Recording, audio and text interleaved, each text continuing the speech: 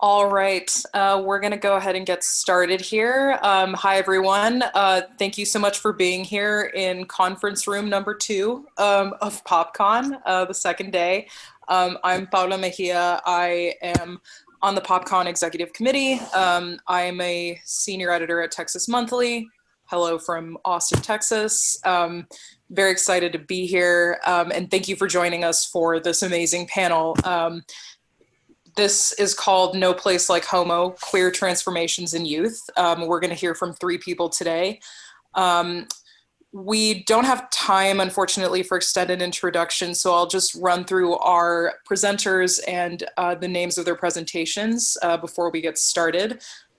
First, we have Alfred Soto from Florida International University with The Church of Manlove, Gay Virginity, and the Politics of Submission. Next up, we have Marissa Larusso from NPR. She will be presenting There's No Place Like Homo, Revisiting the Home in Queer Pop. And last, but certainly not least, we will have Curran Nault from the University of Texas at Austin with Queer Punk Transforms, Transgender Rock and Roll in the Necropolitical Age.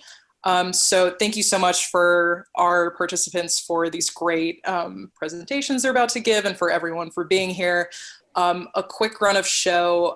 Everyone will be giving their presentation for about 10 minutes. That will leave us with about 10 to 15 minutes at the end for questions. I will be moderating the questions that come through the chat and privately. So yeah, we can go through those at the end. So Alfred, do you want to get us started? Absolutely. Before I do, can everyone hear me okay? Yeah, just thumbs up. Okay, good. And I'm sure, because there's a thunderstorm blowing through, so I want to make sure. All right, well, thank you, everybody. As you all know, these are fragments we have shorn up against our ruin here. So this is a heavily excerpted thing, so bear with me. So I'll read the introduction first. Limiting the consequences of sexual deflowering isn't unfamiliar terrain for a pop song. Take the Shirelles, Will You Love Me Tomorrow? Less explored is how heterosexual men lose their virginity. A sense of embarrassment often colors their reactions. The naif in Rod Stewart's Maggie May resents being a pawn, but in a twist signaled by the sweetness of the folk rock arrangement, loves her anyway. This paper will explore how male gay songs about virginity temper fear with willingness. Laws are clear about pedophilia. However, in an environment where the pathology of the closet impinges on psychosexual development, gay teens often record experiences with older men that blur lines between consent and assault. The way in which the trope of innocence giving way to experience gets gendered recurs often in homoerotic pop. I'll trace, or in broadly sketched strokes here, how presentations of queer sexual submission evolved. A continuum of institutions and anxiety. The glam and disco eras projected a boyish impatience for an invitation to the Church of Manlove. A new conservatism in the 80s didn't keep the Smiths' Morrissey from starting something he couldn't finish, nor the Pet Shop Boys from bathing in chirping electronic atmospherics, 2 young male lovers nervously preparing for their first time. And of course, remember Culture Club's Boy George sighing as he rhetorically asked, "Do you really want to hurt me?" Finally, as pop has welcomed a new explicitness, queer performers have often responded in kind. I'll examine, or should have examined, how Troye Sivan, the hip-hop combo Brockhampton, and Frank Ocean have used R&B and dance-inflected synth-pop and hip-hop to turn nervousness about the perceived vulnerability about bottoming for older men into aphrodisiac. The transgression is the point. Thanks to its instinctively transgressive nature, male desire has trafficked in submission, objectification, and violence. What Pet Shop Boy Neil Tennant identified as, quote, a sense of shame and being the one to blame leads, end quote, leads not to a recoiling from the traits and phenomena I just identified, but an embrace. And the destructive elements emerge. As a result, the usual norms of consent, despite their application by criminal and penal systems for centuries, often have not applied to gay male communities. The pain is welcome, the loss of control inevitable. We see this idea manifest itself in the film adaptation of Call Me By Your Name from 2017, in which the filmmakers were at pains to emphasize that Elio, the teen pseudo-genius played by Timothy Chalamet, has met Italy's age of consent of the early 1980s. It's also quite clear from the book and film that Elio pursues Oliver, the boarder who rooms with Elio's family that fated summer. But the casting of the determinedly 30-something Armie Hammer as Oliver emphasizes the age and physical differences. So now I'm going to go backwards. Casting himself as a rail-thin alien androgyne determined to corrupt Earth's youth with something called rock and roll, David Bowie also played one of those youths determined to be corrupted on the landmark 1972 The Rise and Fall of Ziggy Stardust and the Spiders from Mars. Lay the real thing on me. The Church of Man Love is such a holy place to be. The young man yearns or prays in Moon Age Daydream. Then, with the help of the determinedly heterosexual Mick Ronson, Bowie lays the real thing. Here is symbolized by Ronson's guitar solo, a series of stutters that simulates thrusting until the climax, a masterclass of sustained, soaring notes. Don't fake it, baby. I'm going to play a bit of that. We're all familiar with it, but it's always good to hear this thing again.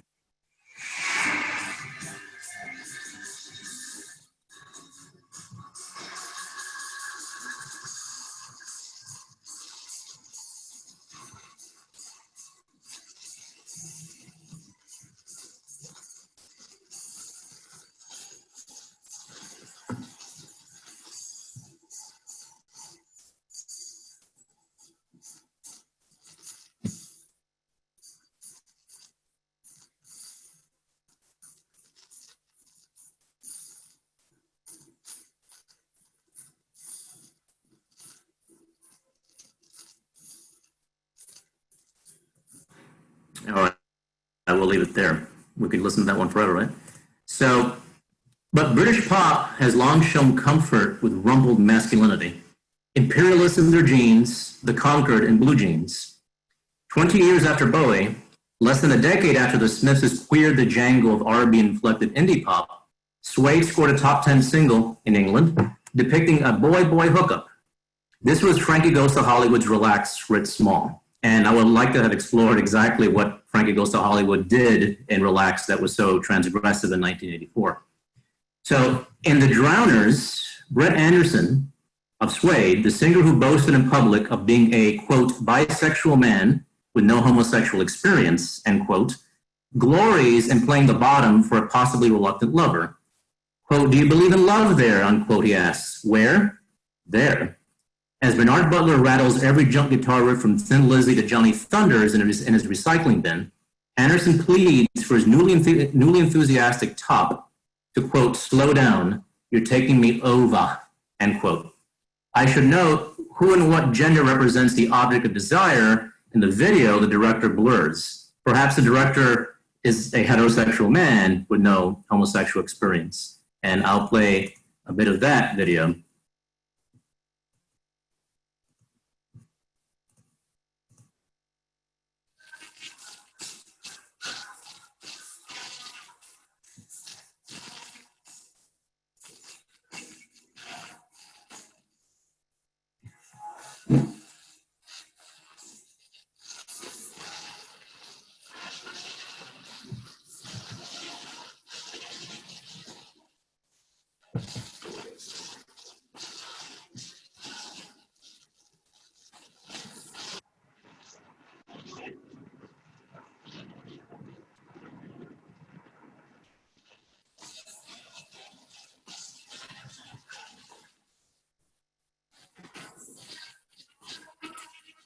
All right, let's leave that there.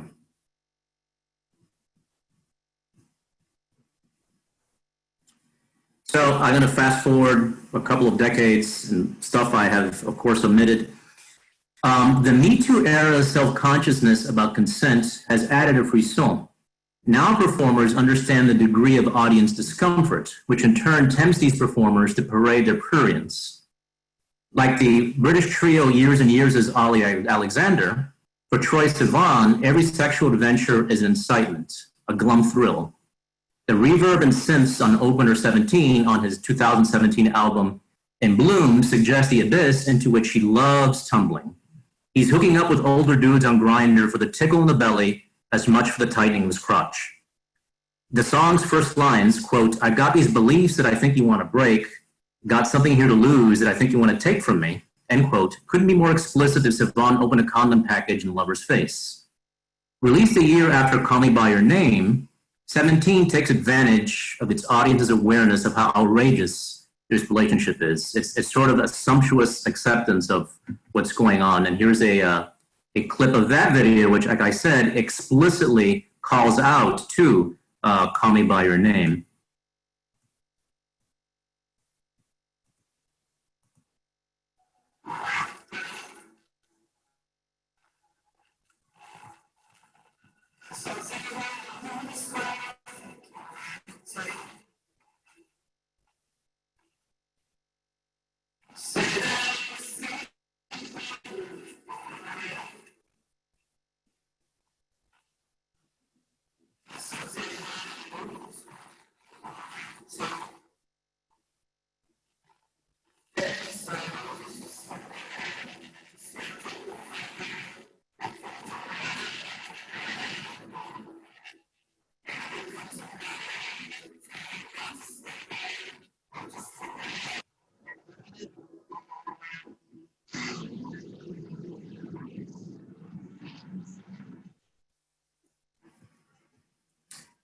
And thank you. Thanks so much, Alfred. God, just that last clip, I forgot how beautiful that movie is. Thank you so much. Next up, we have Marissa Larusso with There's No Place Like Homo, revisiting the home in queer pop. Marissa, you are on. Hi, can everyone hear me? Cool, great. That was an amazing paper, Alfred. Thank you so much for that. I'm just gonna jump right in. When Alan is asleep and my dog is asleep, looking at them pulls me into it for a second, being grateful, the singer Mike Hadrius of Perfume Genius said in an NPR interview in 2017. He was promoting Perfume Genius's marvelous fourth album, No Shape, and the Alan in question is Alan Weifel's his partner and musical collaborator. That sense of security, Hadrius continued, still doesn't feel intuitive. It always feels sort of strange and almost mystical. In a different interview around the same time, he said, so many songs are written about young love and the beginning of love. A lot of gay art especially is about young bodies and people glistening by the pool. But I wanted to write music that was about different sides of things, about love that's more lasting and gentle. I loved this record when it first came out for the way that it renders domestic partnership as beautiful yet incredibly strange. Rather than the natural endpoint to which we all ought to aspire, it's positioned as something to which Hadrius is not quite sure he belongs, an earned comfort he's learning to enjoy. Several months after that album came out, I fell in love with another album that also put queerness and family into strange and wonderful conversation. Fever Ray's Plunge, on which the artist Corin Dreyer often anthems for queer sexual freedom, chosen family, and what they call a little thing called love. For me, these albums sparked an interest in looking into how different queer musicians question what it means to make family or make a home. I thought Pop Conference might be a good time to dig into those questions, and this presentation is really just a sketch of like the kinds of ideas I wanted to explore along those lines and which artists helped me think about those questions. And part of why I'm interested in these questions, I think, is because of where we are in this moment in queer history. There's the relative rise in safety and mainstream visibility for queer artists, the relatively young fact that more queer musicians are able to be out over the course of their entire careers from youth to adulthood, and the increasing and not uncontested protections for queer couples' rights to marriage and adoption in the US. We now have more mainstream pop music than ever that explores experiences of queer youth and young love, but also music by queer artists that considers the concept of home from a different angle. Music that revisits the homes of these artists' childhoods with some distance or charts new types of domesticity for their own families. In thinking about this, I was hoping to incorporate ideas from queer theory, concepts like queer time, utopia, failure, questions about homonormativity and models of domestic life that might reinforce the heteronormative social order, and other recent scholarship about queer domesticity. For example, in an article in the Journal of Architecture, Design, and Domestic Space, scholar Jason Bryant points out how queering the home is both about deconstructing particular heteronormative social constructs and guaranteeing literal physical access to spaces of shelter and comfort for queer people. Home, he says, is both a material site of shelter and an imaginative set of feelings related to belonging. So I tried to keep both of those definitions in mind as I was thinking about this. And I was curious in looking at this music to find examples of queer domesticity that unsettle the family order in the best way, or that create a sense of home that's a genuine refuge in a way that many queer young people don't always have access to in their birthplaces or their biological families. So there's a lot of music I could talk about here, but I started thinking about a few major categories of music that touches on these topics. The first was songs explicitly about the home and queer youth, about displacement from the home, whether emotional or literal. I think Tracy Chapman's Fast Car is like paradigmatic here, a song about escapism, about the desire to build a future outside of an oppressive situation. I thought about songs too, like St. Vincent's Teenage Talk, which Annie Clark says is about the group of friends that she grew up with in Texas. It's not coded explicitly as a queer song, but I'm intrigued by the way that it chooses to revisit youth and the scene of her childhood through this lens of chosen family. And I also think about recent songs like Frank Ocean's Siegfried, Kevin Abstract's Georgia, Tyler the Creator's Garden Shed, all of which combine in some way like a looking back on queer youth with either shame or fear, but combine that with some kind of hope for the future. The next category I thought about was music that's more explicitly about domestic stability, about building the home, about long-term partnership. Torres's album Silver Tongue, which came out this year, is a recent example. Much of that album centers on songwriter Mackenzie Scott's relationship with her partner, the painter Jenna Gribbin. And when I interviewed Mackenzie about the album, she said that their shared apartment was really a place of creative inspiration for her. She said, "We live together, her studio is in our home, and I work from home mostly, so it's completely an environment of making things." The love song Gracious Day on Silver Tongue attests to the central role of the home. On it, Mackenzie sings, "I don't want you going home anymore, I want you coming home." I love how she positions the home as both coming and going. It reminds me of what Jose Munoz calls leaving the here and now for a then and there. It's worth noting too that domesticity isn't necessarily a new concept for Mackenzie Scott. She said that her 2017 album, Three Futures, was written as if each song on the album was one room in a house, and the visuals for the album centered on this big Southern ranch style house, which kind of represented different metaphors for embodiment. I also, of course, thought about Tegan and Sara, hyper-visible queer icons in the pop space. Their early albums are very much about young love and finding your place in the world. But their last album of new music, 2016's Love You to Death, this idea of long-term commitment comes up again and again. They sing about marriage on the song BWU. Specifically, Sara says that she doesn't need a white wedding. And to BuzzFeed, she said she couldn't have written the song before gay marriage was legalized in the US. Quote, "I really felt it was important for me and Tegan to be on the forefront of that movement," she said. "But as soon as it happened, I felt relieved. Not because suddenly we were all getting married. I was like, finally, I can just say what I really think, which is now that everybody has it, let's start dismantling this shit." And of course, I'd count Perfume Genius's No Shape, which I mentioned earlier, in this general category too. And then the last group of songs is songs about queer parenthood. Fever Ray, as I mentioned earlier, figures into this. Dreyer's first album is Fever Ray from 2009, was written right after they had a baby and before they were really publicly identifying as a queer person. First record positions the domestic as super bleak, which they say a reflection of their experience. Quote, "Now I think it's absolutely possible to create a family that isn't a nuclear one," they said a few years before the album came out. "But I didn't know that then. I had lived a very feminist way of life before I had kids, and I was shocked at how society treats you when you become a mother. You're basically supposed to cut your arms and legs off and stay in the house," they said. In many ways, Plunge, their second record is Fever Ray, is a response to that. It's a reclamation of freedom, especially a kind of queer sexual freedom that doesn't erase or diminish Dreyer's identity as a parent. Most of the record revels in queerness and sex and pleasure, healthy boundaries, chosen family. But its closing track, Mama's Hand, seems to end the album by returning to a nurturing, explicitly maternal love. And when I first pitched this paper, I was thinking about Brandi Carlile too, who's, by the way, I Forgive You is full of songs about queer parenthood. In interviews around the album, she talked a lot about what it meant for her to start her family and write songs about it. She told KEXP, quote, "I think that we're seeing a big upswing in our generation of LGBTQ people embracing domesticity and traditional family concepts, but there's no template. There's no book you can read that tells you what it feels like to be a mom that is married to another mom and having not carried your own child. Because there's no book and no template, I feel it's really important to be honest in writing about it, because maybe I am one of the writers early on who can talk about how it's done. Not to say that there weren't others who did that before me, or even that it's a requirement, but there are certainly quite a lot of us doing it right now. It feels like a movement," she said. And there are songs on that record like The Mother, which is very explicitly about raising her daughter, and songs like Party for One, which a writer at Variety described as being about, quote, "how gay domesticity has to be continually fought for at the individual level, even after it's been won at the societal." So that's kind of a brief rundown of the kind of things I was hoping to dig into for this presentation before COVID happened.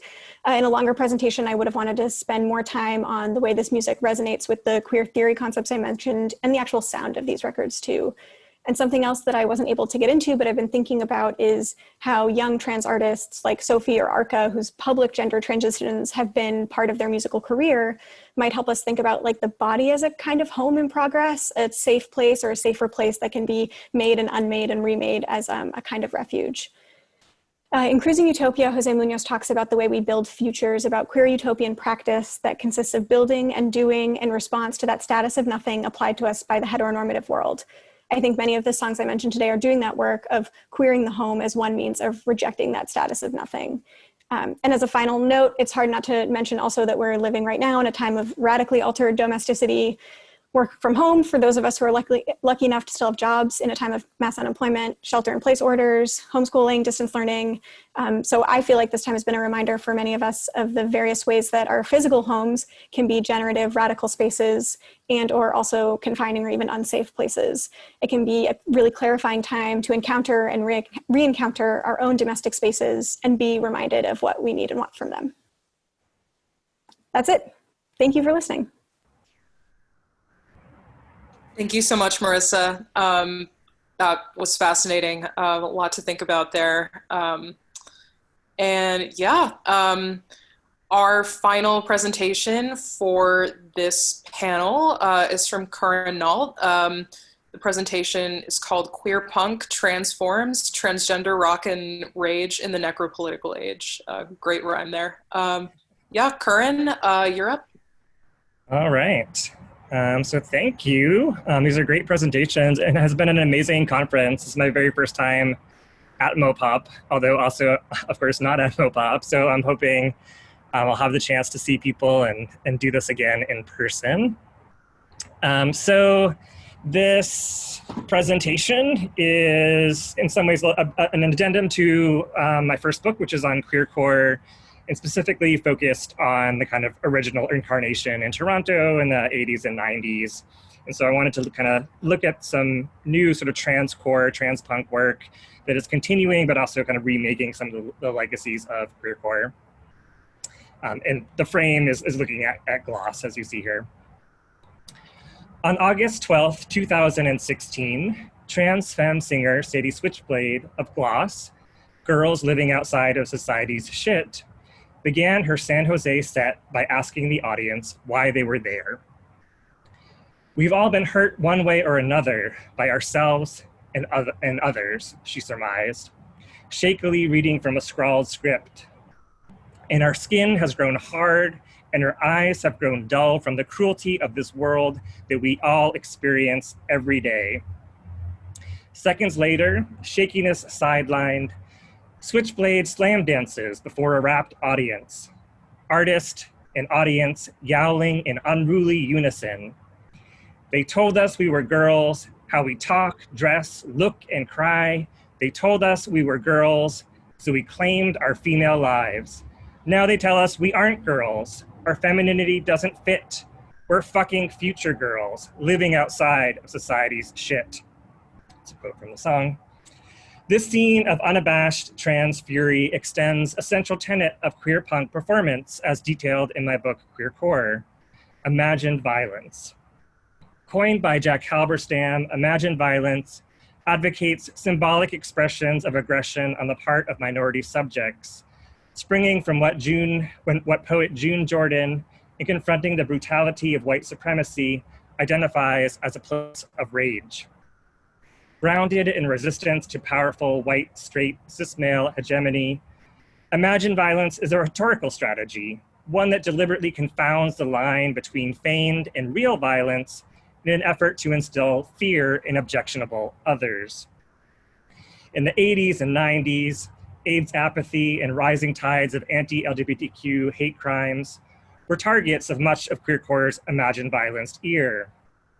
Today, assimilationist agendas and Gucci-sized gumption in the form of a 2017 line of designer shoes that appropriated the queercore name for consumer ends has meant that such one-time radicalism needs a fresher face. a younger, more woke, more gender fluid generation to revive and revitalize its countercultural call.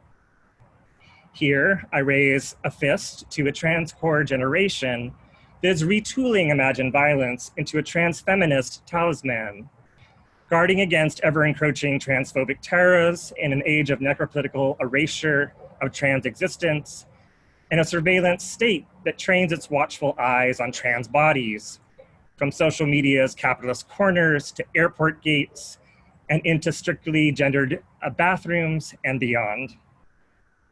Of course, it's not all about the youngsters. In the early 90s, I have a picture here. In the early 90s, punk transcestors, right, Tribe 8, were transgender before trans was a thing, or at least an operative word in the popular lexicon. In their most notorious live act during the song Frat Pig, an anti-rape howler, singer Linny Breedlove would strap on a dildo and use a knife to slice it into pieces mid-set. Fake blood spurting the audience in a grotesque spectacle of mock castration. Allied with imagined violence, the ostensible intent was to produce fear of retaliation in would-be sexual abusers. As Breedlove explained to me in an interview, it was a cathartic ritual. It made us feel like we were getting some kind of revenge. That is, even if by wearing the strap-on dildo himself, Breedlove was essentially cutting off his own dick. A symbolic mix of signifiers readable as revenge against an external rapist, but also an act of self-mutilation. Working through patriarchal, transphobic trauma is tricky and can be very messy. In this image here, I run a queer arts festival in Austin called Outsider, and we reunited Tribe 8 for a performance. It was like the first performance in about 15 years, and we gave them an award at that performance, and of course the award was a golden dildo with blood dripping out of it, which you see me holding onto right there. And that's the Tribe 8 folks in the background. Today, trans folks are promised the liberation of tipping points with a well-coiffed Laverne Cox and a couturied Caitlyn Jenner preening powerfully on the front of magazines. Instead, they get bathroom bills, military bans, microaggressions, and staggering statistics of trans murder, with trans women of color the most vulnerable to harm. In 2019, for example, advocates tracked at least 27 deaths of transgender or gender nonconforming people in the US due to fatal violence, the majority of which were Black trans women. Anger is an appropriate answer to this necropolitical arena in which, to paraphrase Ashili Mbembe, an array of intensities have marked trans folks for both literal and figurative death, the walking wounded. Susan Stryker said as much in her seminal 90s essay, My Words to Victor Frankenstein, noting an affinity between Frankenstein's monster and the trans body, both construed in the popular imagination as unnatural products of medical science.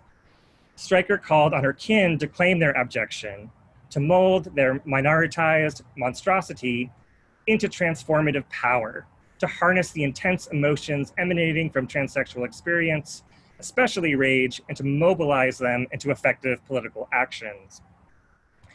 Which brings me back to Gloss and their final musical flourish, Trans Day of Revenge. A short 7 minutes of uncontained anger that begins with the fiery burst of give violence a chance. Quote, when peace is just another word for death, it's our turn to give violence a chance. Evoking the necropolitical denigration of marginal lives and imagined violence as strategic solution. Released in 2016, the malcontent mission of Trans Day of Revenge is clear from its cover art, which you can see here. A human skull flanked on both sides by switchblades and tubes of lipstick. Mixed symbols meld femininity and fierceness, equating the readied switchblade with a blood-red lipstick. The switchblade is a tool of self-defense in a society that situates trans women as probable victims. The makeup presents possibilities of passing and escaping the cruelties that come with being clocked.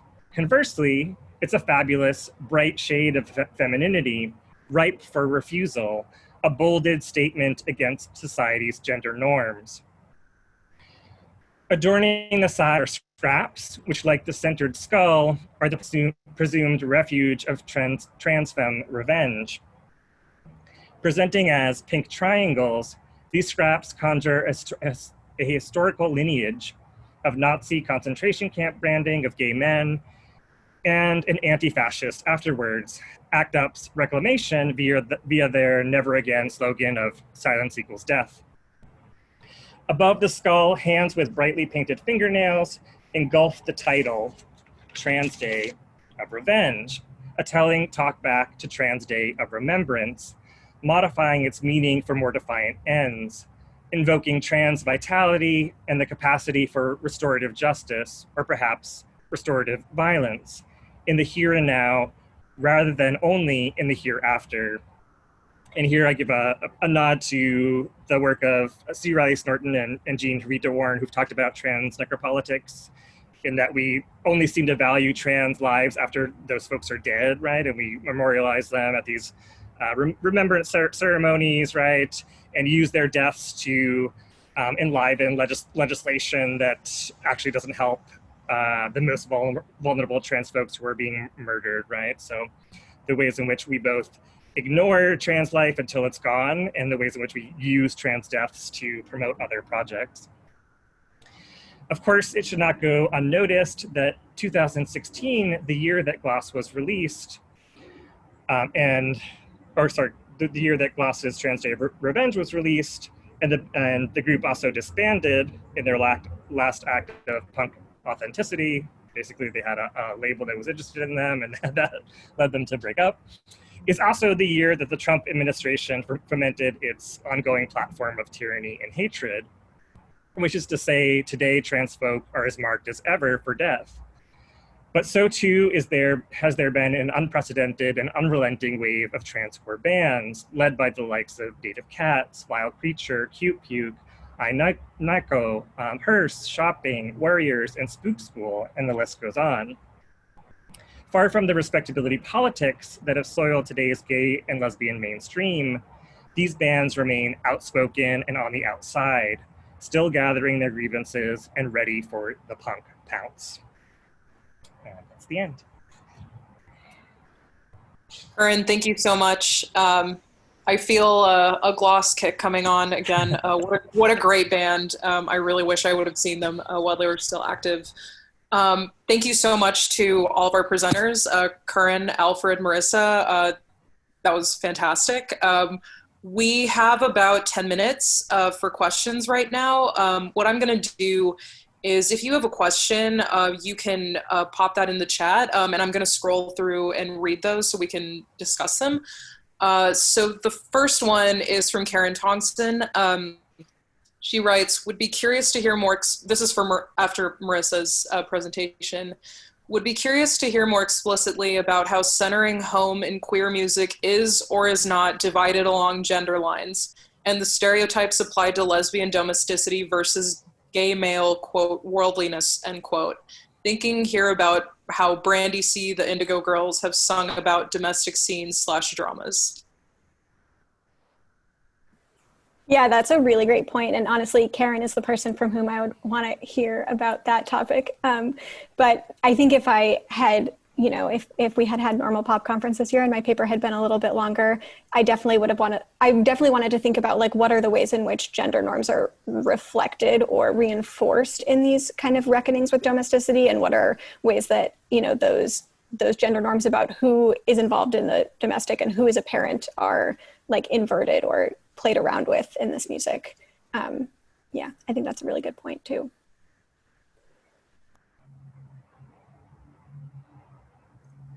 Yeah, definitely. Does anyone have anything else they want to bring up in the chat? We can also go rogue and let people unmute themselves and chat if we want to do that. So.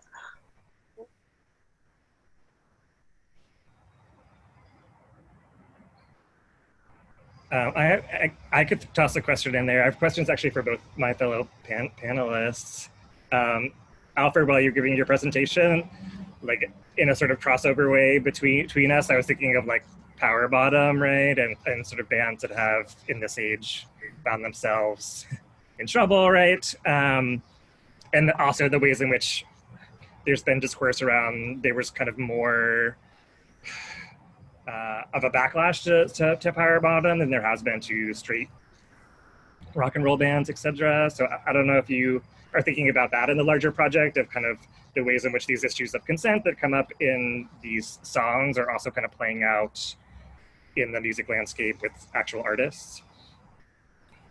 Yeah, I hope that if there was a longer paper, you would see the arc of this, right? And I don't see that kind of, shall we say, repulsion going away, especially as certain kinds of behavior become normalized, right? So in a sense, as we become more visible, the behavior in which we've always engaged becomes more visible and at the same time more privately transgressive. Does that make sense? Because you have to keep your space fecund and inviting and fun, right? And that's what I hope we get across with the songs I mentioned today was that there was that fear is fun too. That the anxiety wrought within these tunes is also part of the thrill. Yeah, that makes sense. Thank you for the question. Yeah, you're welcome. People are now able to unmute themselves. So if anyone wants to throw a question out, by all means. Hi, I'm Annie. I'd like to ask a question. I'm interested kind of in the domestic, the home conversation that was happening. And I'm curious, you're using Munoz, and I was thinking about how do these songs that are kind of reconceptualizing domesticity, but a lot of them seem to be pretty kind of partner-oriented, creating a singular family home-oriented, how do those kind of play with or against the inherent anti-capitalist critique in a lot of queer theory? That's a great question, and the question of partnership is a good one as well. I think, like, when you first started asking that question, my mind immediately went to the Fever Ray record, because I think there is a pushback, maybe not so much in the first Fever Ray record, but in Plunge, the more recent one, against the idea of like, a stably partnered two-parent home with a child as being like the thing that anyone, and especially queer people, should be like aspiring to, and that instead creating community among queer people is like a push against that notion, and is just as valid a way of making a domestic space or making a home or creating stability. And I think that is like along the lines of what you're saying in terms of an anti-capitalist critique. And I think about like, Curran's work with the Knife towards the end of the Knife's career, and the way that that group was interested in like, thinking about how to do anti-capitalism in pop music, something that's definitely on their mind. But that's a great question. Thank you. And if the other presenters in this panel had thoughts about that, I would love to hear that too. Well, I mean, I have a sort of adjacent thought about home, which you were kind of getting to at the end of your presentation, in thinking about our contemporary moment, right, where we're like kind of stuck in our homes more than ever before, and the ways in which our home, the separation between home and work is gone, right? But I think about this a lot as a professor or teacher. I teach like queer classes, and a lot of my students can't participate in the ways that they used to. I mean, not just because of technology, but because they're like with family now and they can't talk about queer stuff at home. So like, you started to talk about that at the end of the presentation, but I don't know if you have any more thoughts about the ways in which, right, our current moment in the ways it's pushing us into the home is also like creating danger for queer folks, right, is putting people back in the closet, all of that. And then so I wonder how that's going to be reflected in the ways in which home shows up in music. There's a Robert Frost line that home is the place where when you go back, they have to take you in. And there's a lot of stress on that have to take you in, right? So in an emergency like COVID, yes, your family has to take you in. I mentioned this in the chat. I have many students for whom home is a fraught and if not dangerous place. And the people they become when they live on campus, now those identities now that they either shrivel or go back in the closet because they're in places they wanted to abandon. So what we define as home and is out the window now in the last 6 months. Yeah, absolutely. And this is maybe like a really corny answer, but I think in part, you know, that's like why I'm grateful for this music. I'm grateful to be able to look at queer artists who are thinking about what it means to build home right now, because it's not a safe time at home for a lot of different kinds of people. You know, having a wonderful Perfume Genius album about being in love doesn't change anyone's material reality in this moment, but I think it's useful at least to be able to see those models and to be able to like think about what they might mean for our own queer futures.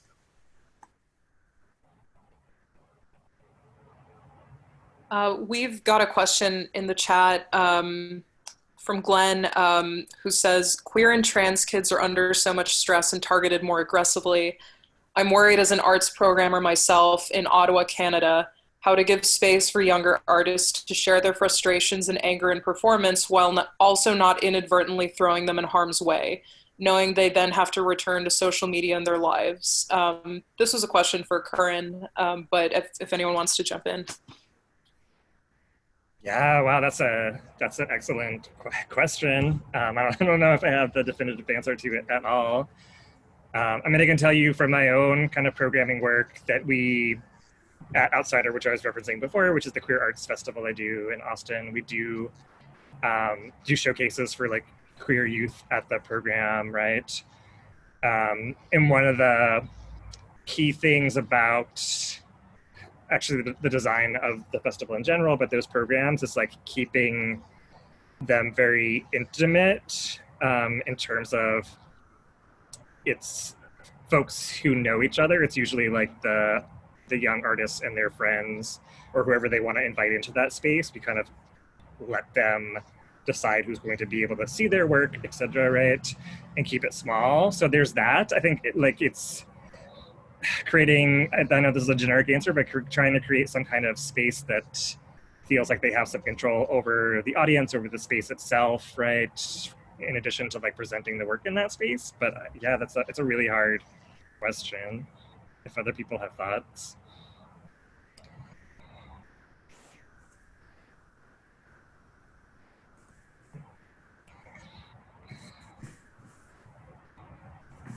Well, that might be a good place to end. We have to wrap up here, unfortunately. Thank you so much to all of our panelists today. This was a really great discussion. Thank you so much to everyone for coming today and for the great questions and insights. Stick around if you would like to catch the roundtable about Old Town Road coming up next in a couple minutes in the same conference room 2 on Zoom. But yeah, if not, thank you so much again for being here. And yeah, it's wonderful to see you all. Thank you.